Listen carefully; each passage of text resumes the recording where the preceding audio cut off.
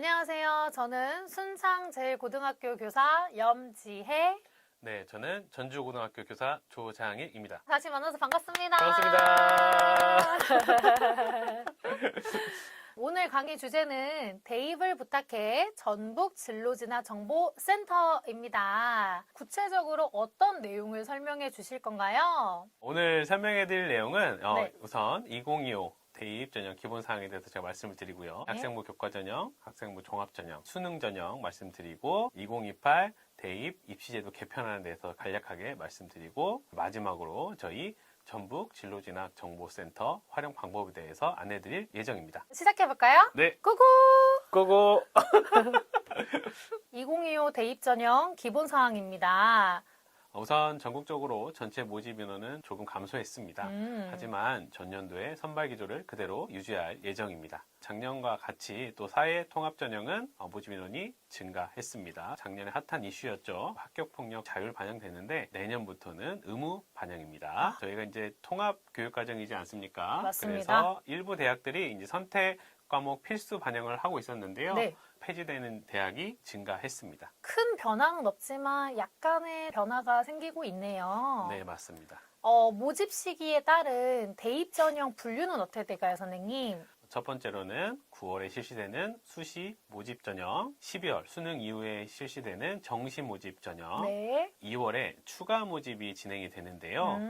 네, 이제 수시 모집에는 크게 학생부 교과 전형, 학생부 종합 전형, 논술 전형, 실기 전형이 있습니다. 아하. 12월 정시 모집에는 수능과 실기 전형이 있고요. 네. 2월 추가 모집은 정시 모집까지 모집되지 않은 인원을 추가적으로 모집할 수 있는 전형인데 이 전형은 수능 또 학생부 실기가 모두 다 포함되어 있습니다. 모집 시기별 복수 지원은 최대 몇 번이 가능한지 한번 설명해 주시겠어요? 9월 수시 모집에는 총 6번이 지원이 가능하고요. 네. 그다음에 12월 정시 모집에는 가나다군 1회씩 총 3회가 지원이 가능합니다. 네. 그리고 2월 추가 모집에는 이런 제한이 사라집니다. 9월 수시 모집 6회 지원에서 좀 더 말씀을 드리면 A대학의 학생부 종합전형의 1회 그리고 논술 전형의 중복 지원을 하게 되면 6회 중에 총 2회가 차감이 됩니다. 네, 선생님 그러면 모집 시기별 복수 지원 금지 사항은 어떻게 되나요? 9월 수시 모집 때 제가 원서를 낸 것이 합격을 했다. 네. 그러면 절대로 12월 정시 모집에 지원을 할 수가 없습니다. 제가 만약에 충원 합격을 했어도 안 되는 거죠? 네, 맞습니다. 대학에 등록을 하지 않아도 합격을 한 사실이 있으면 12월 정시 모집에 지원할 수가 없습니다. 그렇군요. 네. 정시 모집도 마찬가지입니다. 정시 모집에서 만약에 합격을 하게 되면 2월 추가 모집에 지원할 수가 없습니다. 다만 산업대학 및 전문대학 정시 모집 합격자는 2월 추가 모집에 지원할 수가 있습니다. 방금 말씀하신 이유가 복수 지원 금지 예외 대학에 속해서 그런 거군요. 네, 맞습니다. 지금 이 화면에 나와 있다시피 특별법에 설치된 특수대학, 우리가 보통 얘기하는 사관학교, 네. 그다음에 카이스트, 과학기술원 같은 학교들은 횟수 제한, 즉 수시 6회에 포함이 되지가 않습니다. 아하. 또한 산업대 전문대들도 마찬가지로 6회에서 차감이 되지 않습니다. 그럼 제가 만약에 캔텍에 원서를 넣었어도 수시 6번 중에 한 장을 쓴 게 아니란 말씀이시죠? 네, 맞습니다. 네. 다음은 챕터 2 학생부 교과 전형에 대한 설명입니다. 조금 더 세부적으로 한번 살펴보려고 해요, 선생님. 네. 먼저 학생부 교과 전형은 교과 성적이 50% 이상이 포함되는 전형입니다. 그런데 이 학생부 교과 전형은 많은 대학들이 수능 최저가 포함되어 있습니다. 교과 성적으로 1차 합격을 했더라도 네. 수능 최저의 조건을 만족하지 못하면 합격을 못하는 그런 전형입니다.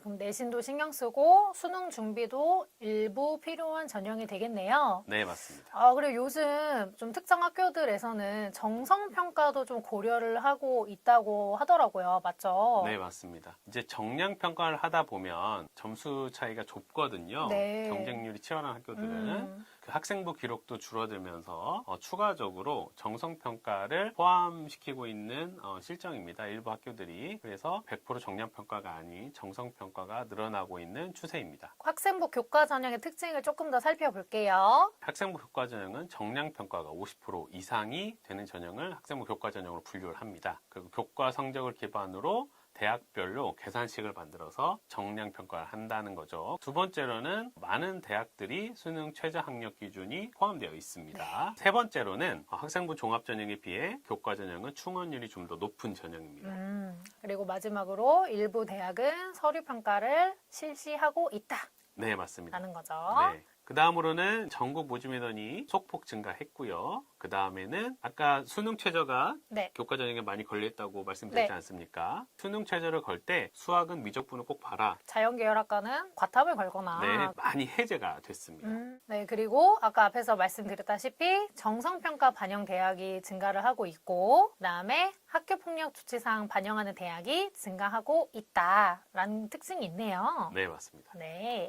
그러면 우리가 학생부 교과 전형을 대비하기 위해서는 어떤 전략이 필요한가요, 선생님?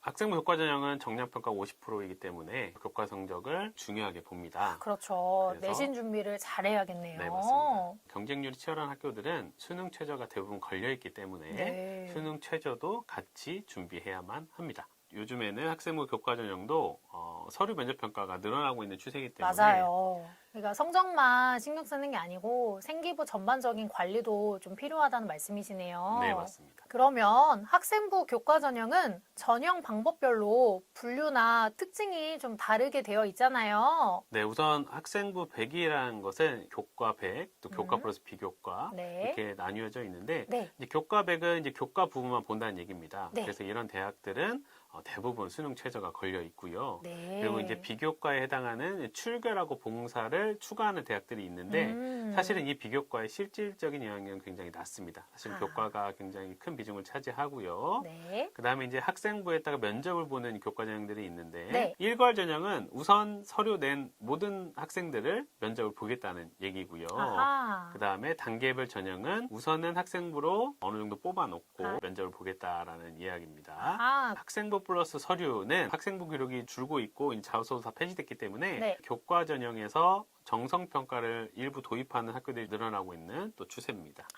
다음은 학생부 교과 전형의 수능 최저 기준인데요. 간략하게 설명 좀 해주시죠, 선생님. 경희대를 기준으로 말씀을 드리면 네. 2개합 5등급 이내라고 나와 있습니다. 네. 이제 수능에는 국어, 수학, 영어, 탐구 이게 총 4가지로 크게 그렇죠. 나뉘어집니다. 그렇죠. 그 중에 2개를 골라서 등급의 합이 5등급 이하면 수능 최저학력 기준을 충족한 걸로 보겠다라는 뜻이고요. 네. 이렇게 밑에 보면 의치하냐 좀 더 수능 최저학력이 높습니다. 3개를 골라서 그 중에 합이 4등급 이내에 들어야 된다. 그러니까 아하. 112 정도 돼야 되는 거잖아요. 한 대학에서 통일된 최저 기준을 적용하는 게 아니고 학과별로 좀 다를 수도 있다. 그래서 꼭 모집 요강을 확인해야 된다. 네, 모집 요강이 제일 중요합니다. 맞네요. 네. 다음은 학생부 교과 전형의 교과목 반영 방법 예시입니다. 학생부 교과 전형은 50% 이상을 정례평가를 해야 됩니다. 대학들이 과목을 지정하는 겁니다. 반영 효과를 보면 전과목을 하는 데가 있고 네. 고병수사과를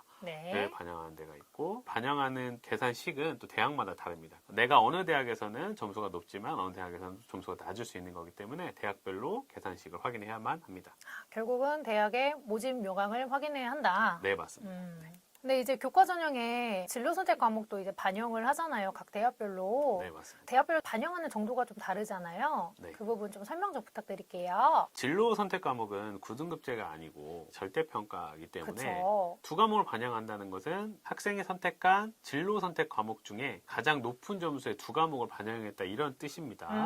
많이 반영할수록 좀 더 맞추기가 어려워지겠죠. 그렇네요. 네. 이 진로 선택 과목을 반영하는 기준이 좀 달라요. 가산점일 수도 있고 등급 변환일 수도 있고 작년에는 가산점을 했다가 등급 변환으로 바뀌는 대학이 생길 수도 있고요. 꼭 각 대학의 수시 모집 요강을 확인하는 게 좋겠네요. 네, 맞습니다. 네, 선생님 저희가 학생부 교과 전형 이야기를 하다가 갑자기 지역 균형 전형이 나왔어요. 이게 뭔가요, 선생님? 지역을 균형 있게 뽑겠다라는 건데 대입 공정화 방안 때문에 이제 네. 수도권에 있는 대학들은 10%를 의무적으로 지역 균형 전형을 설정을 해야 됩니다. 아하. 근데 이 지역 균형 전형 전형이 대부분 교과 전형으로 설정이 되어 있습니다. 그래서 여기 보면 이제 수도권에 있는 대학들 37개나 실시를 하고 있고요. 네. 근데 이 중에 30개가 수능 최저 학력을 포함하고 있습니다.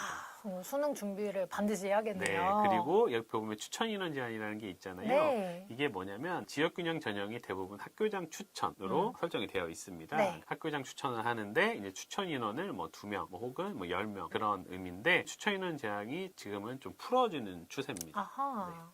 그리고 작년에 했던 추천 방식이 올해는 또 달라질 수도 있기 때문에 이 또한 각 대학의 수식 모집 요강을 확인하는 게 좋겠네요. 네, 맞습니다. 가장 큰 영향을 주는 건 이제 이런 겁니다. 재수생을 추천할 수 있다가 추천할 수 없는 전형이 되기도 하거든요. 네. 그럴 때는 합격을 예측할 때 조금 유념해서 볼 필요가 있습니다. 네. 이번 대입에서 가장 크게 이슈가 되었던 부분이 바로 학교 폭력을 적용하는 거였어요. 작년에 굉장히 이슈가 됐던 이야기고요. 네. 논란도 많았습니다. 네. 이제 결과론적으로 얘기를 하게 되면 2026 대입부터는 모든 대학이 의무적으로 학교 폭력을 대입에 반영을 해야 됩니다. 네.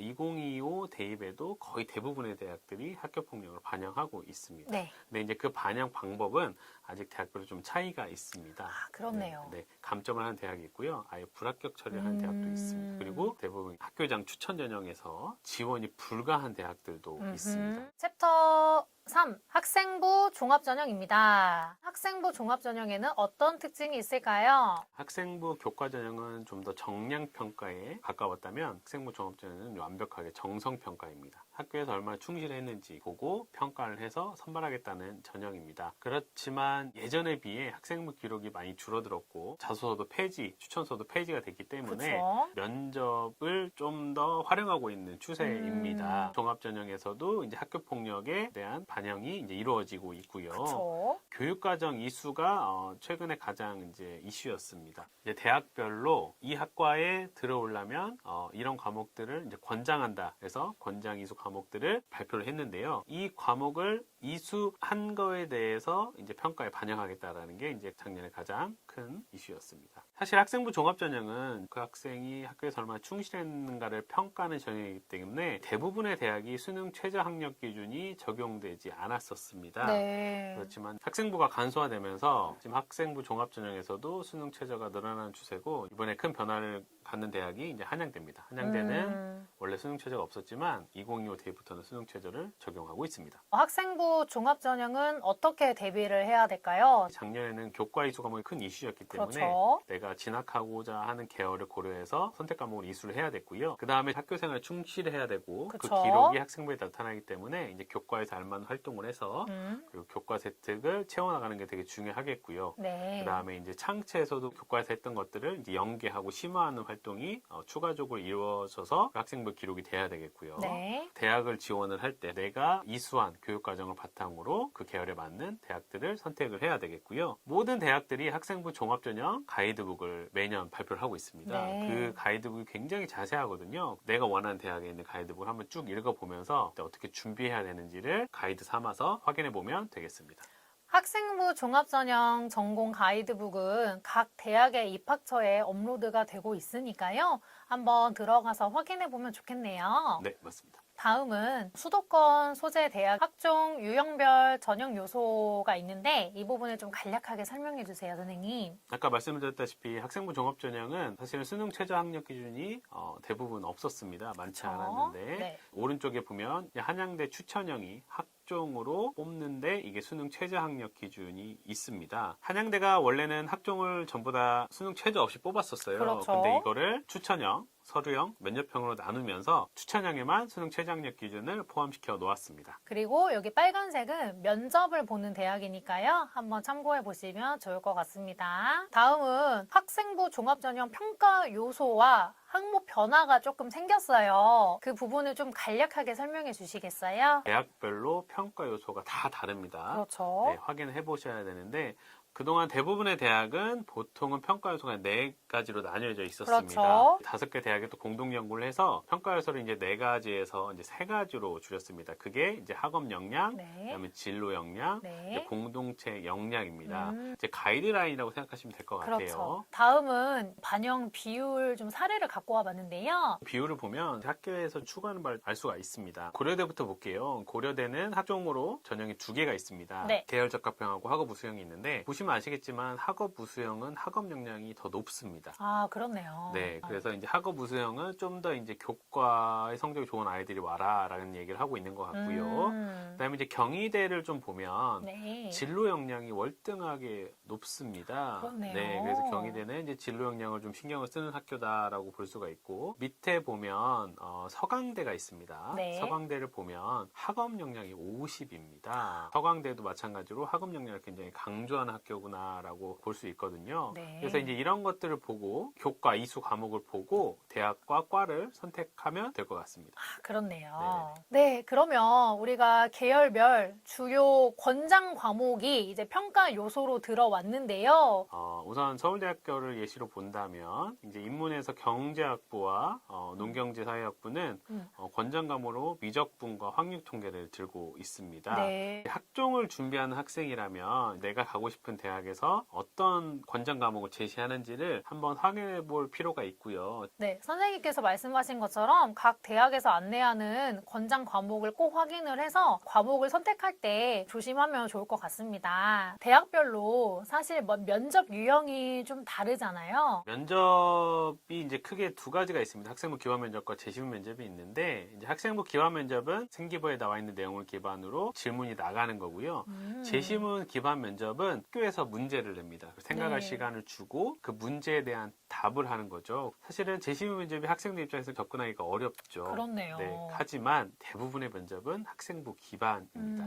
네, 선생님, 재시문 기반 면접을 준비해야 되는 학생을 위해서 네네네. 도움이 될 만한 자료가 있을까요? 모든 대학들은 대학별 고사가 이제 끝난 후에 이제 면접, 논술 이런 대학별로 보는 시험도 있지 않습니까? 네. 그것들에 대한 보고서를 의무적으로 발표를 해야 됩니다. 그게 이제 선행학습 영향평가인데요. 네. 대학별로 매년 공개를 합니다. 거기에 보면 제시문이 뭐가 나와 있는지 이런 것들이 나와 있기 때문에 기출문제를 풀어보고 이 대학의 유형은 어떤지 또 방향성은 어떤지 확인하시고 미리미리 준비하시면 될 것 같습니다. 네, 그럼 되겠네요. 다음 챕터는 사회통합 특별 전형인데요. 대표적으로 저희가 이제 지역인재 전형이 있죠, 선생님. 네, 지역인재 전형은 지방대학 및 지역 균형인재 육성법에 관한 법률로 인해서 나온 전형인데요. 네. 이제 의학학 계열 네. 그리고 간호학과 지역 출신의 학생 수가 일정 비율이 이상이 돼야 된다라고 아하. 법률 명시가 되어 있습니다. 아하. 지역인재 전형에 지원할 수 있는 조건에 대해서 말씀을 드리면 여기는 1번, 2번이 나와 있습니다. 네, 맞아요. 1번은 지방 소재, 그러니까 네. 서울, 인천, 경기만 아니면 돼요.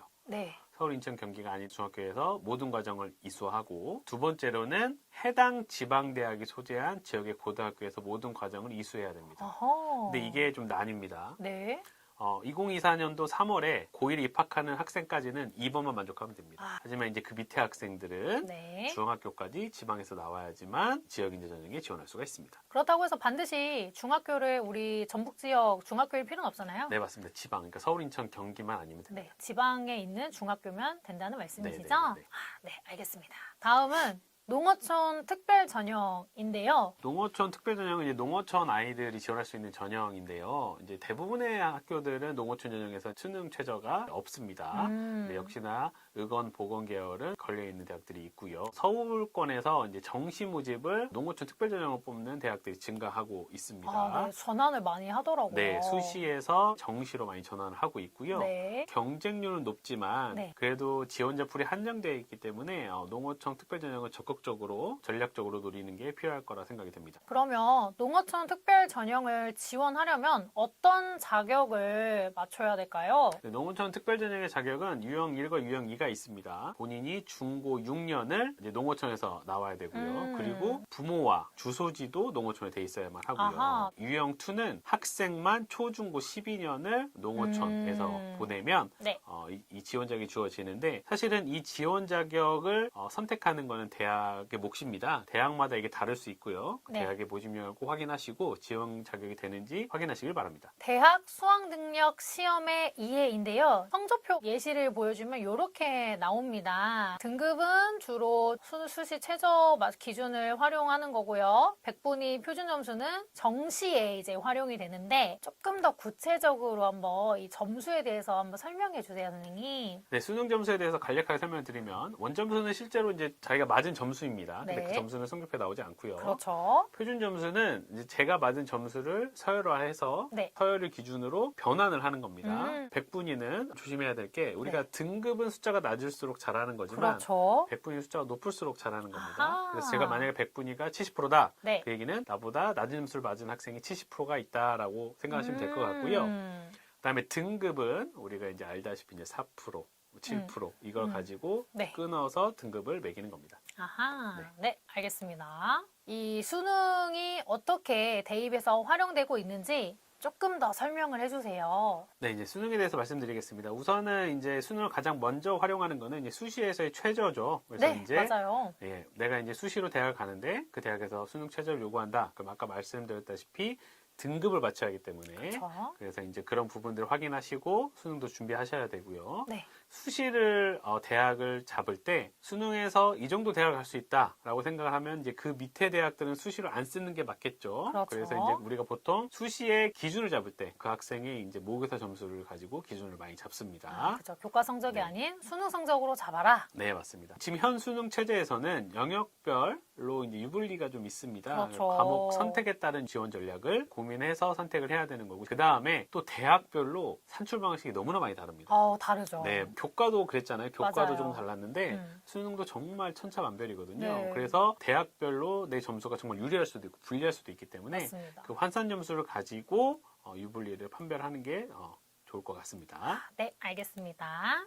2028 대학 입시제도 개편안에 대해서 설명드리도록 할게요. 첫 번째는 수능 변화 주요 내용이에요. 크게 세 가지가 있죠, 선생님. 이게 선택 과목별 유불리를 없애기 위해서 네. 수능 시험장을 들어가면 다 똑같은 시험지를 받는다라고 그렇죠. 생각하는 게 이제 가장 큰 변화입니다. 그 다음에 범위가 좀 변화를 했습니다. 맞아요. 네, 범위가 좀 변화를 했는데 좀 큰 것만 몇 개 말씀드리면 음. 첫 번째로 수학, 현 확통 선택자의 범위 정도라고 생각하시면 됩니다. 아하. 물론 그 수능이 바뀔 때는 교육 과정이 바뀝니다. 네. 그래서 과목 명칭이 좀 바뀝니다. 네. 그냥 범위만 가지고 말씀을 드리면 네. 현 수능 체제에서 확통 선택자의 범위 정도다라고 이해하시면 될 것 같고요. 네. 탐구가 많이 바뀝니다. 그렇죠. 네, 통합 과학 부분만 시험 문제 범위고 통합 사회 부분만 수능 시험 범위입니다. 그러니까 1학년 때 배우는 범위가 수능 시험 범위의 전부 다라고 생각하시면 될 것 같고 논란이 많았던 심화 수학은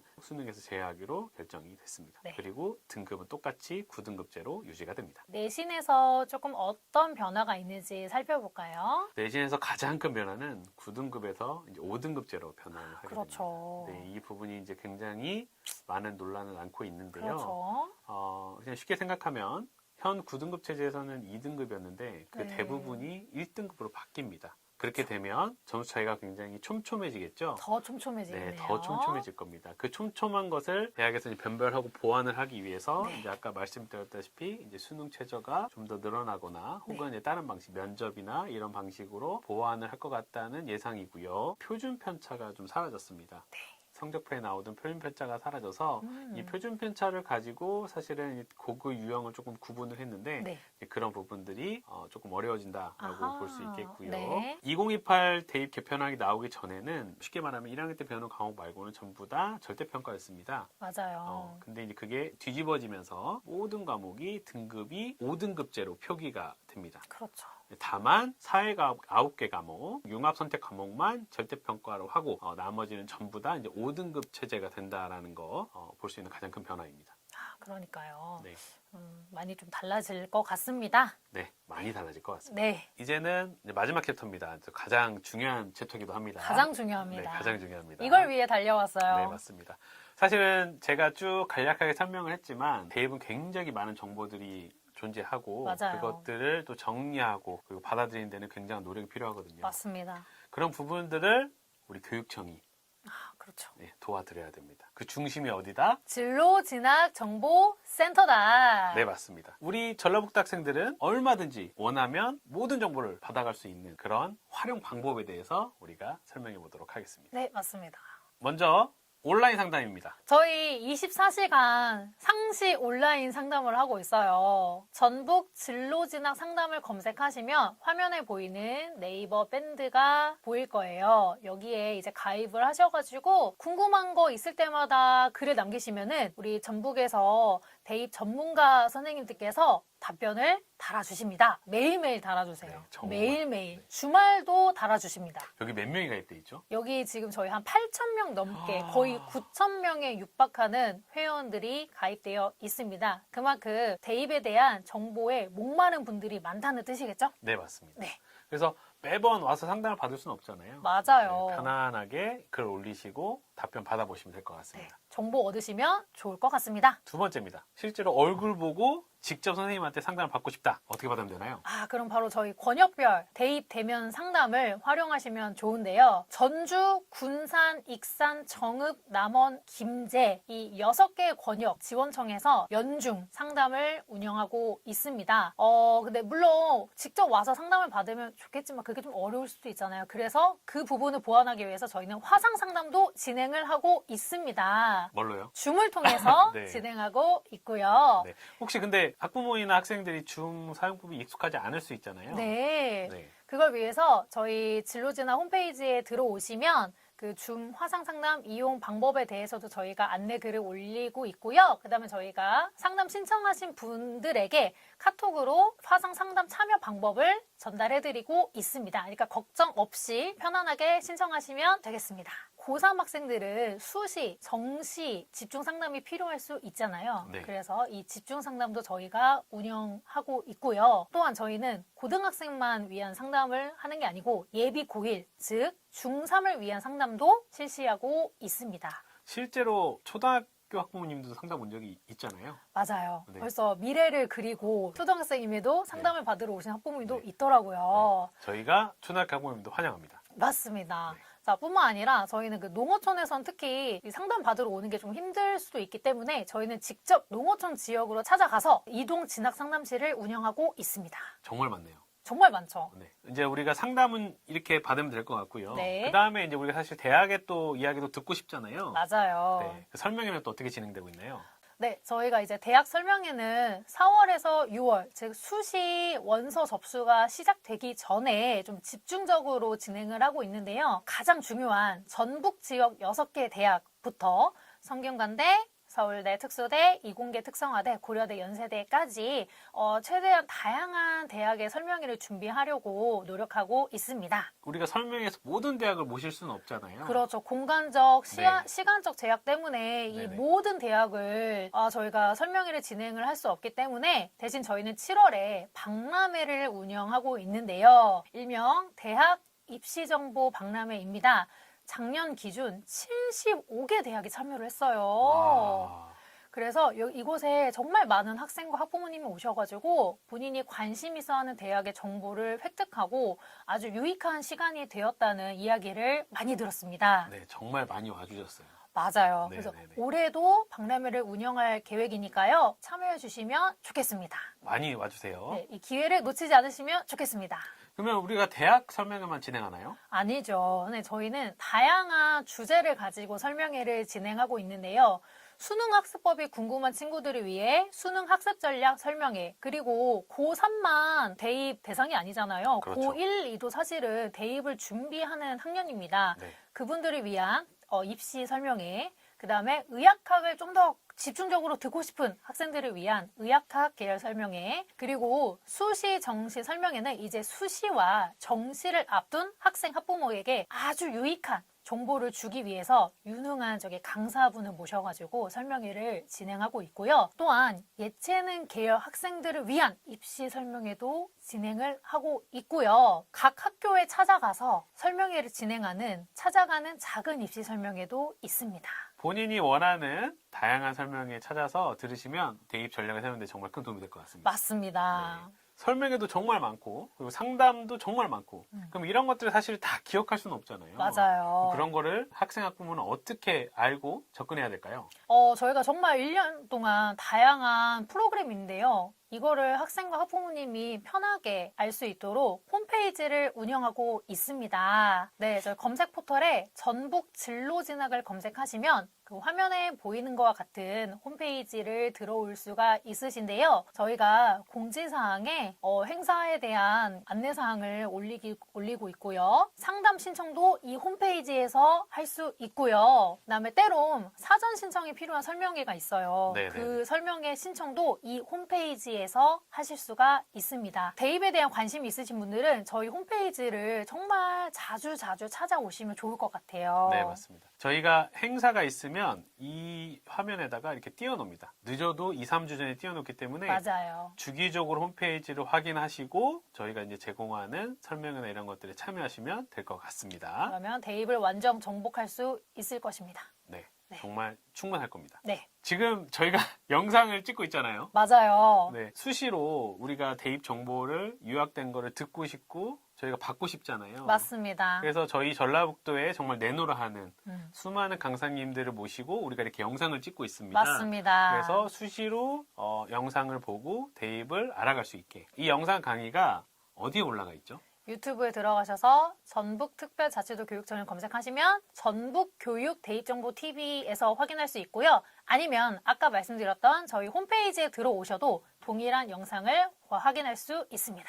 사실 이 모든 건 저희 홈페이지만 들어오면 모두 다 연결되어 있으니까 저희 홈페이지 자주 들어오셔서 활용하시기 바랍니다. 전북특별자치도 대입의 모든 것은 올인원 진로진학 포털로 통한다. 저희 홈페이지 주소입니다. 기억해 주셔가지고 자주 들어와서 대입에 대한 이런 유용한 정보 얻어가셨으면 좋겠어요. 대입이 날이 갈수록 복잡해지고 어려워지고 있습니다. 저희는 우리 전라북도에 있는 모든 학생 학부모님들이 다양하고 또 양질의 정보를 얻어갈 수 있게 1년 내내 열심히 노력하고 있으니까요. 올해 대입도 저희 전북특별자치도 교육청과 함께 해주시고 저희 진로진학 포털 꼭 기억해 주십시오. 네, 지금까지 영상 시청해 주셔서 감사하고요. 대입에서 좋은 결과 있으시길 진심으로 기원하겠습니다. 감사합니다. 감사합니다.